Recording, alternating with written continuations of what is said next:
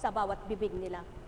Sa gayon, ang Amang naguulat mismo ng kanyang katotohanan sapagkat ang Espiritu niyang nagluluwal, hindi ang taong marunong lamang. Doon sa katotohanan ay kakamti ng taong nakipagtotoo sa kanya ang bawat katotohanang nasumpungan ng bawat isa. Halina kayo, mga mahal ko, ano ang katotohanan sa mundo? Ang makipagtotoo ka at maging tapat ka sa ama mo. Hindi lamang sa salita ka magpakabuti, kundi sa gawa bilang anak kanya. O tao, mahal ko kayo. Tuwiran kong tinuturan, mahal na mahal ko kayo. Sapagkat ang doktrina ay doktrina. Ang banal ay banal. Ang salita ay salita. Ngunit lahat ng may pangungusap na bibig ay makapagwiwika. Lamang ang walang kabanalan sa puso, hindi makatutupad sa banal na salita. Nek karameneyahanam, nek karameneyahanam, kaya't hindi mawawaan ang mga taong sutil na may pagkainggit na kausap ng Kristo, sapagkat natatakot silang maubos.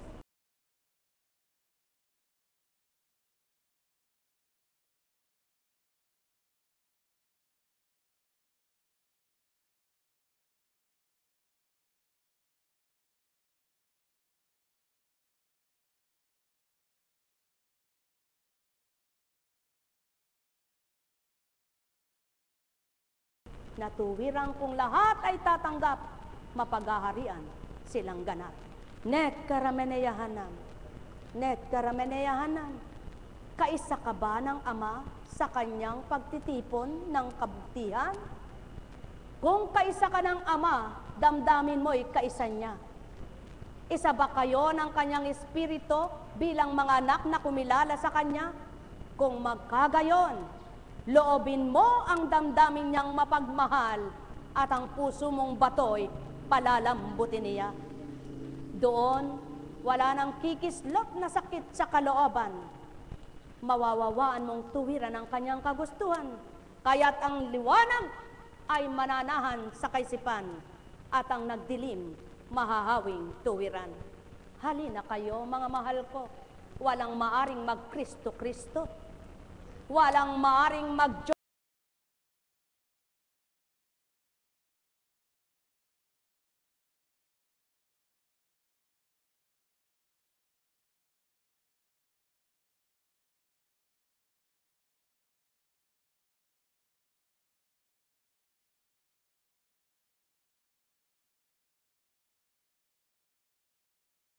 Taon man ang lumipas, matutupad pa rin at masisilayan ng madla.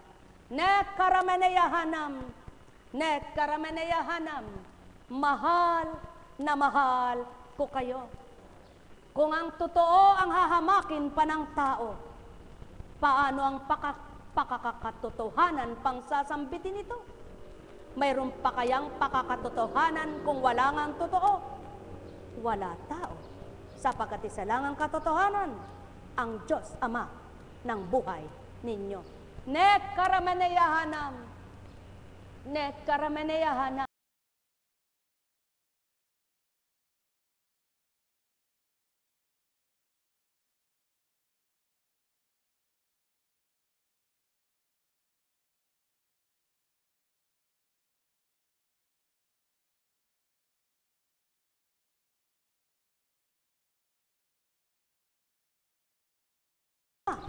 Kaysa ka ng anak, kaysa ka ng espiritu ng Ama at Anak sa makatwid.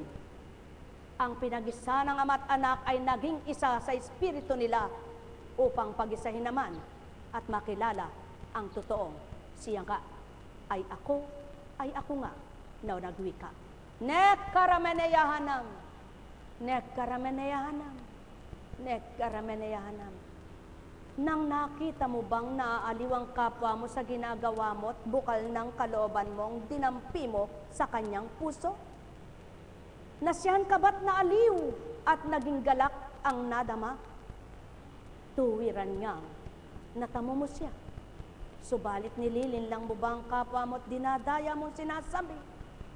Halika't sa akin ka makikilala at ako magtuturo sa iyo. Tao ka.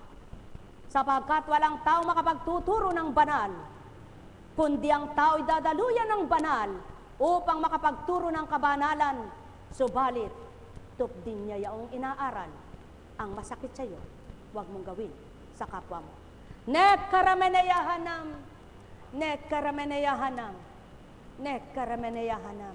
Kaya nga, kung sa kapwa mo mga kasama'y mabuti ka, at sa ibang di mo nakakasama'y masama ka, nasa iyo ba ang banal na Espiritu ng Ama? Sa makatwid, ang nagkakaisa sa Kanya, maging sino ka man, kikilalanin mo, kapatid mo sa Ama. Nek karameneyahanam, nek karameneyahanam, kaya't hindi magsisiraan. Maglalaban-laban ang totoong hinahanap ay katwiran ng Ama, at ang kalooban nila ang nadaramay, amang tuwirang tinatawagan nila.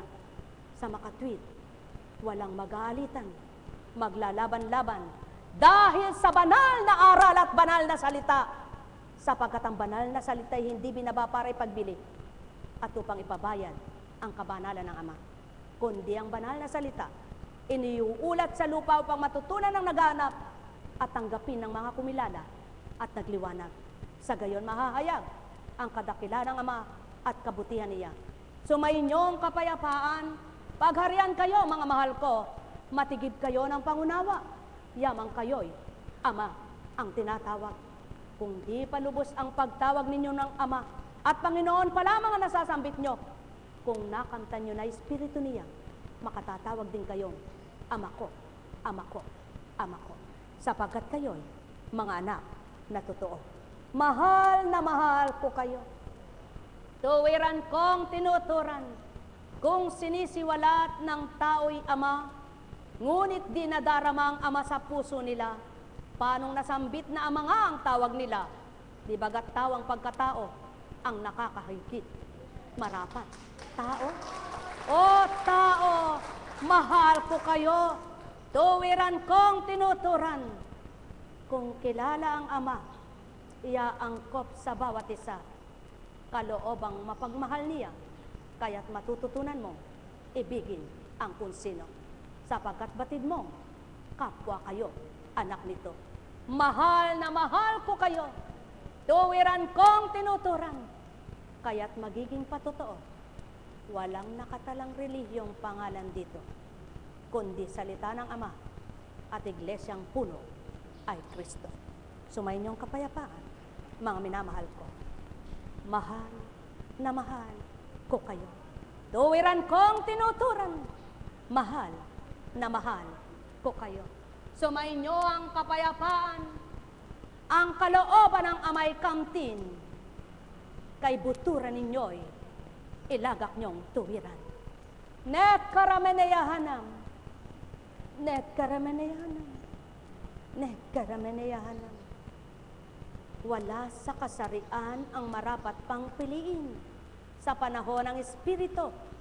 Kung sa panahon ng Kristo at mga apostol ay walang babaeng nangaral sa makatwid, sa panahon ng Espiritu, lalaki't babae, bata't matanda, karapatan ng Ama ang kanyang ginagawa na mapagharian ang bawat sa kanya'y nalikon, natipon, na pinagisang, tumanggap, kumilala, at sa kanya'y nakadama.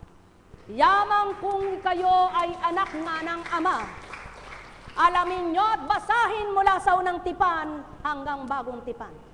Huwag nyong ipakli ang sa inyo at huwag nyong lagpasan ang hindi dapat para sa inyo, sapagkat lahat